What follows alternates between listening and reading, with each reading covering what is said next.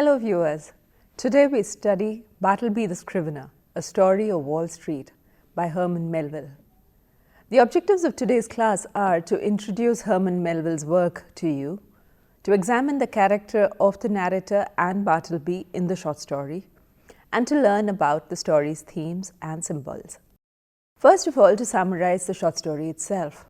Herman Melville's short story, Bartleby the Scrivener, A Story of Wall Street, tells the story of the eponymous hero who is introduced to us by the narrator. The narrator, who is also a character in the story, gives Bartleby a job and then finds that Bartleby begins to wind down. From the initial days when he worked at a terrific pace, he slowly stops working altogether, and finally he just stands still in a dead wall reverie. The narrator is forced to quit the premises, moving his office elsewhere as Bartleby refuses to leave. Eventually, Bartleby dies, having starved himself, imprisoned by the state on charges of vagrancy. The narrator, who has followed his career, is puzzled by Bartleby and laments his death.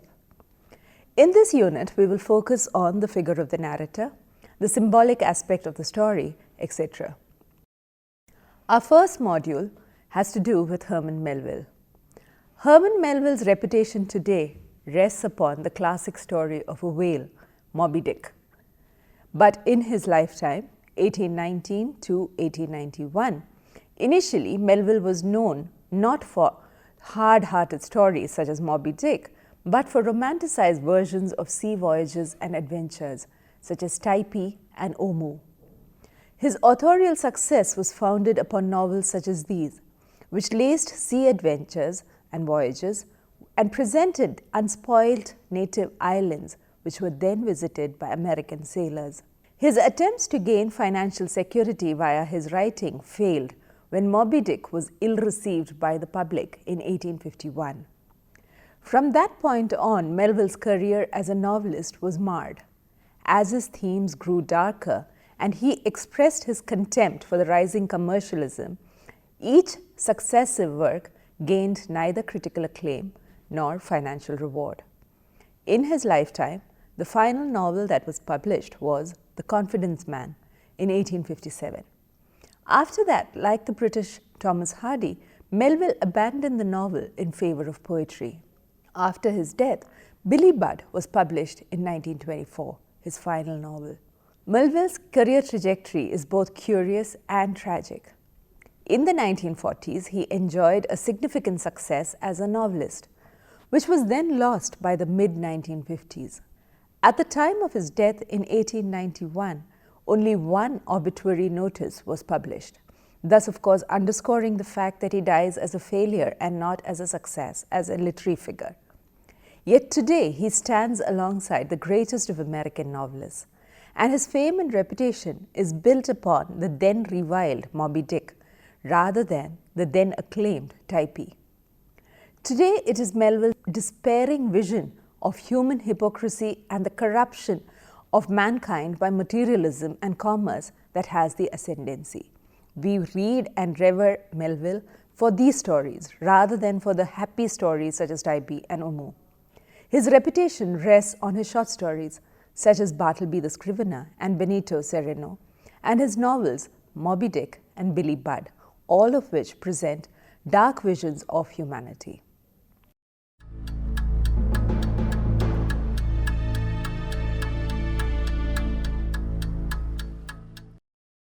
Bartleby the Scrivener, A Story of Wall Street, was first published in 1853 and is one of the most famous short stories in the world of literature.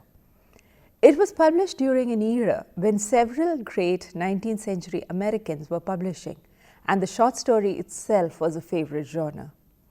Writers such as Edgar Allan Poe and Nathaniel Hawthorne are particularly significant in any study of the short story. Stories of Edgar Allan Poe, which are renowned for their haunting apparitions and for the edge of suspense which each of them have, as well as those of Nathaniel Hawthorne, which are in several realms, passing from the haunting, superstitious ones such as Young Goodman Brown, through to the feminist stories such as Rappaccini's Daughter, Are all of them significant in any study of the American short story? Melville, who was known primarily for his seafaring novels such as Moby Dick and Billy Budd, changed both the location of his tale and the profession of his protagonist for this, his most famous short story. The plot itself is simple and straightforward. A lawyer with a flourishing practice hires a scrivener, a copyist. This is, of course, prior to the era of photostat machines. Xerox has not yet been invented. The scriveners and the copyists work night and day at copying documents in the lawyer's office at Wall Street. However, soon enough, the narrator employer discovers that Bartleby is no easy employee. While he works hard at copying, he refuses to do any of the other chores associated with his job, saying mildly, "I would prefer not to." With time, he stops copying as well, spending his time staring out of his window at the wall opposite. In addition, the employer discovers that Bartleby lives at the office day and night, that Bartleby has no home. Bartleby's home is also located within the office space, where he then sleeps on a small sofa-like chair and where he lives and eats and keeps himself clean day and night, week after week. The employer's efforts and attempts to get Bartleby to work or to move out meet with failure. And finally, the employer narrator is forced to vacate the premises, leaving Bartleby in possession of his erstwhile offices. Bartleby, of course, continues to live on the staircase and the landings. The landlord of the office is compelled to call in the police. And finally, Bartleby is moved to the Tombs, which is what the prison is called over there, as a vagrant. The narrator visits him in prison and is rebuffed by Bartleby, who by this time in the story has given up eating as well. Eventually, Bartleby dies in prison, having starved himself to death. The story of Bartleby is one that casts light upon several aspects. Firstly, upon the narrator and his character. Secondly, upon the mechanical aspect of Wall Street life. Thirdly, about the utilitarian viewpoint with regard to humanity. And fourthly, the difficulty experienced by some humans in coping with the pressures of day-to-day life.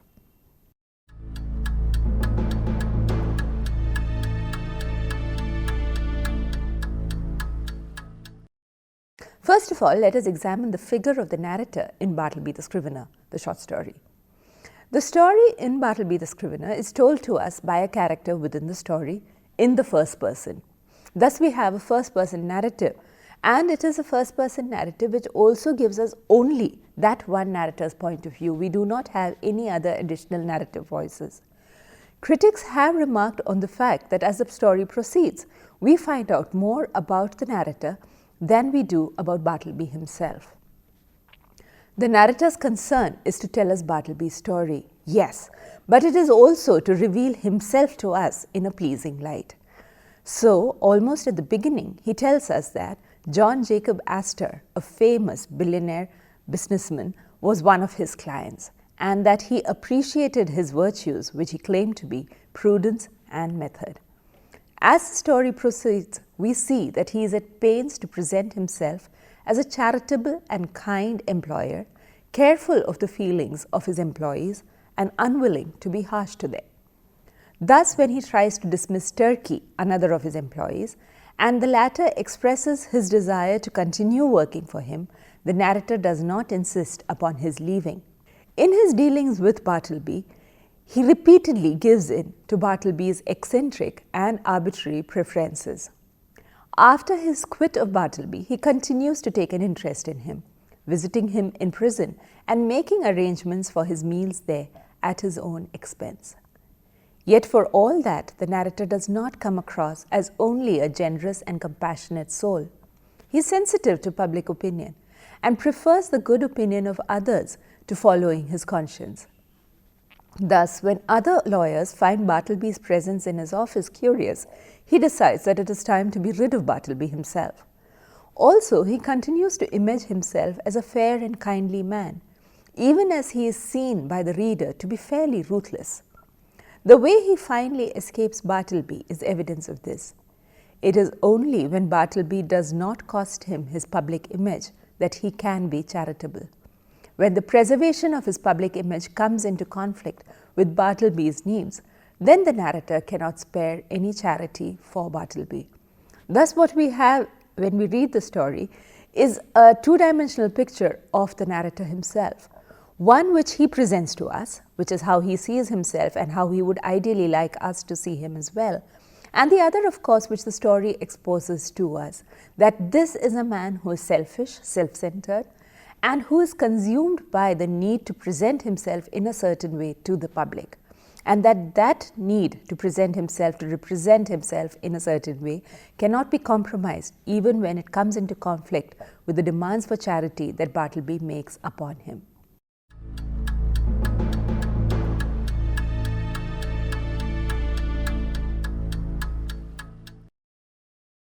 Bartleby, of course, is a mystery in the story. He appears from nowhere, and through the story, the readers are unable to gain a clear picture of him. Yet, he exerts a powerful effect upon the narrator and his other colleagues. When Bartleby first comes to the narrator's office, he works assiduously, copying documents without resting, making no trouble for anyone. In fact, he works so hard that the narrator, his employer, begins to believe that he has gained a great asset in having hired Bartleby. But when asked to perform the other duty that goes with being a scrivener, which is checking the copies that he makes, Bartleby refuses. And this is the first time that he uses the immortal phrase, "I would prefer not to," which of course he keeps on using through the course of the story. From this point, Bartleby's revolt escalates. He prefers not to run errands, perform any other jobs assigned to him by his employer, and finally, he even prefers not to do his primary duty, which is that of copying those documents in the lawyer's office. In the final stages of his tenure with the narrator, he spends all his hours standing and staring at the wall opposite his window in a reverie. Bartleby also has no other friends or family, nor a home to go to at the end of the working day. The true Bartleby emerges as he slowly withdraws from so-called normal life. Bartleby, of course, spends his days in the office, but as the narrator discovers by chance on a Sunday morning, he also spends his nights and weekends at the office. He lives within the office, having no home, no family, nobody who would even inquire as to where he is or what he is doing. The figure of Bartleby awakens the protective instincts of the narrator, but it is also a source of major annoyance to him. When the narrator offers him other jobs, Bartleby insists that he is not particular, but he finds none of the jobs suitable. Bartleby appears to have decided to withdraw from the world in degrees. If at the beginning he exists by consuming biscuits, by the end he refuses to eat. Does Bartleby have the will and the power to live his own life upon his own terms? Though silent, poor, and powerless, it is noticeable that Bartleby bends the narrator to his will far more than the other way around. In addition, his stubborn refusal to play along with the world and its ways marks him as an individualist, to the point that he is willing to die rather than sacrifice his agency. It is of course interesting to see that Bartleby also has a strong effect upon the other employees within the office. It is not just the narrator who is bent to his will, but the others as well, Turkey, Nippers, and Ginjernut, who are affected by Bartleby. Thus, after a point, what the narrator discovers is that each of the employees in his office are also using the same phrase, "I would prefer not to," that Bartleby himself uses. So even as Bartleby is seen as powerless at one level, he is also seen as exerting a lot of power and agency at another level upon all those who come in contact with him.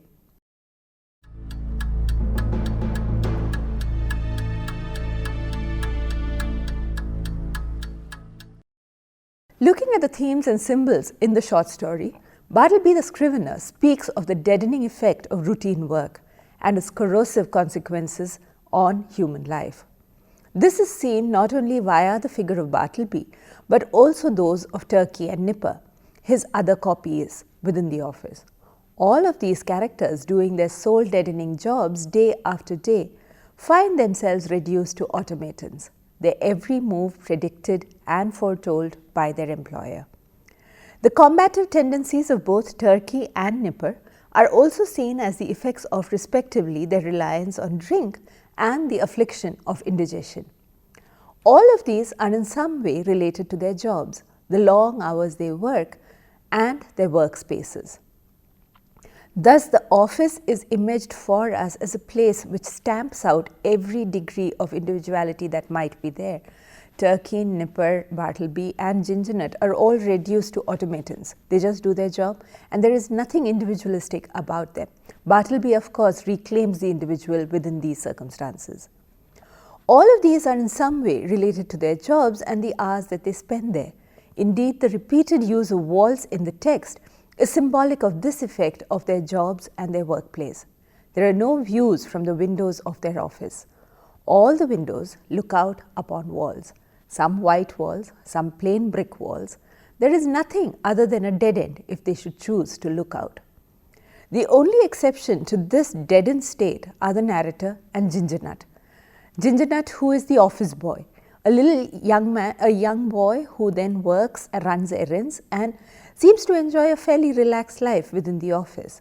These are the only two who are still alive within the office of the narrator. The narrator himself is of course cushioned by his wealth, the power that he has and his class status, but the latter is cushioned by his youth, even though we know that he is destined to be just one more cog in the wheel. The theme of utilitarianism is also illuminated for us via the story. Bartleby is kept on by the narrator as long as he is of some use. This use value might itself be of a symbolic kind rather than of a more practical kind. Initially, Bartleby is an excellent scrivener, working long hours, doing his job well and doing his job consistently. Later, of course, he is no longer of any practical use, but he does have a very powerful, less practical use. He helps the narrator to feel good about himself and his charitable impulses.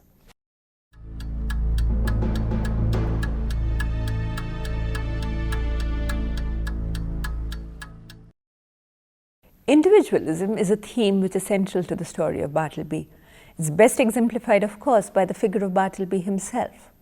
Determined to preserve his self in the face of a world which annihilates all individuality, Bartleby stands apart as someone who refuses to abide by the rules which govern the lives of all those around him.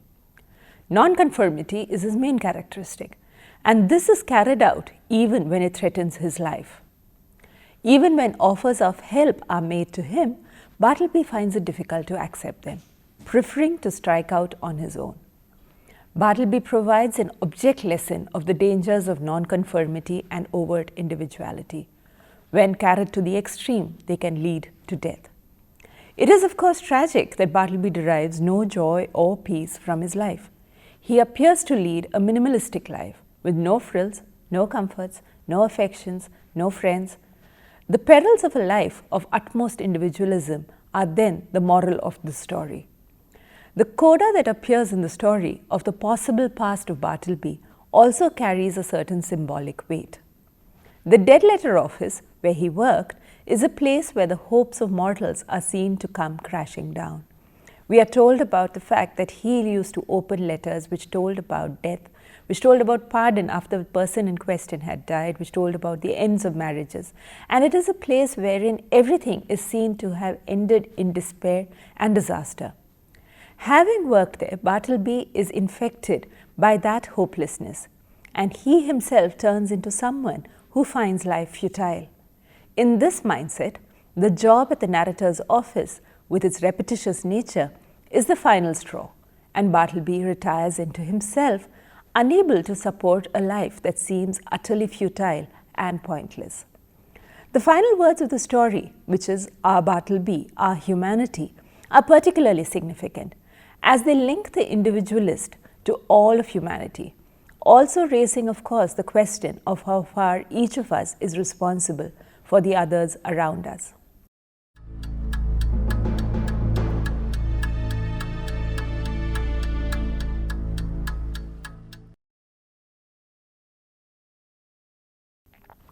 Bartleby the Scrivener is a melancholy tale, one that is composed of sadness and of confusion.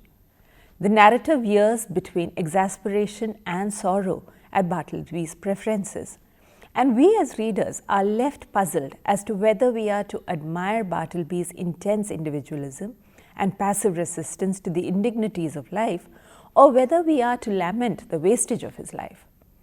Melville leaves us with a parable of modern life, published in 1853, which speaks as clearly 150 years later. In his time, Wall Street was already a bustling center of commerce and activity. It continues to be so today, and he pointed at the dehumanizing effects of commercialism via Bartleby. In fact, it is significant that even as the Wall Street protest took place last year, Bartleby was a central figure in the imagining and representation of those protests, because people just stood there and registered their protest, even as Bartleby did in the short story Bartleby the Scrivener. So we see a certain kind of resonance that Bartleby's protest has in 1853 and later in 2012. At the same time, the story is of particular relevance also because in a country such as India, which was freed from colonialism with the weapon of passive resistance, it is imperative to ask, at which point does passive resistance become a death wish? If Bartleby is resisting the hypocrisy and greed of the workaday life via his preferences, is opting out of life itself the only conclusion to that route? In addition, the story asks us how far we are responsible for our fellow man. And it is very specifically man in this story. There is no woman character. The narrator takes on the responsibility of Bartleby to a point, but can he prevent him from willing himself to death? These are all questions to think about, especially as clear-cut answers are not available to any of them. However, we can also think about several other issues. Bartleby the Scrivener also asks us other questions as well. We find him interesting, and it is particularly apt to think of him in today's world, especially in India, where we have this cubicle culture in offices today. Bartleby is one of the earliest examples in literature of the cubicle culture, where Bartleby lives and works in an office which is shut away from other people. He is enclosed in a little space wherein all he has is a desk and all he has are his jobs to do at that desk. And when we look at what happens to Bartleby in that context, then we also have to think about the dehumanizing effect that the cubicle culture offices have in today's world in India. We are, of course, entitled to think of it as progressive. We are, of course, entitled to think of it as something which is productive. But what does it do to the worker himself or herself in our world today? Because it cuts us off from other workers, Bartleby in the story has no connections with Turkey and Nipper. As we see in the story, neither Turkey nor Nipper talk to each other. They do not talk to Bartleby. They do not talk to Ginjernut. What kind of a world is this that is being portrayed for us by Melville in Bartleby the Scrivener, the short story?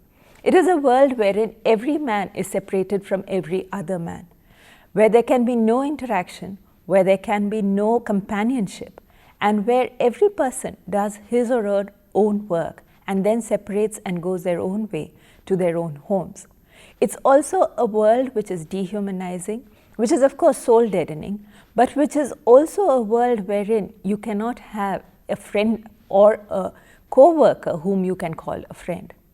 And when we look at today's world and the offices and the work culture that we have around us, then we see that the frightening picture that we have of Bartleby is a picture that comes alive for us today. The other aspect to think about is also the fact that Bartleby is finally condemned to prison as a vagrant. This raises an interesting issue because vagrancy was something that was attributed to a person who wandered, vagrant, which means wandering, who wandered from place to place and who did not have a job. We can of course claim that Bartleby does not have a job because he stops working. But the problem with Bartleby is that he does not wander. He refuses to vacate his office. He demands that he should be able to stay on at the office even when he does not work there. And yet he is arrested on charges of vagrancy and sentenced to the Tombs. It is also crucial to think of the fact that even in the Tombs there is bustling life. In fact, there are special arrangements and corruption is of course evident because special meals can be bought for certain inmates of the Tombs if they have money enough to pay for them. The narrator in question makes these arrangements for Bartleby. Bartleby, of course, answers when food is taken to him with his famous phrase, "I would prefer not to eat today."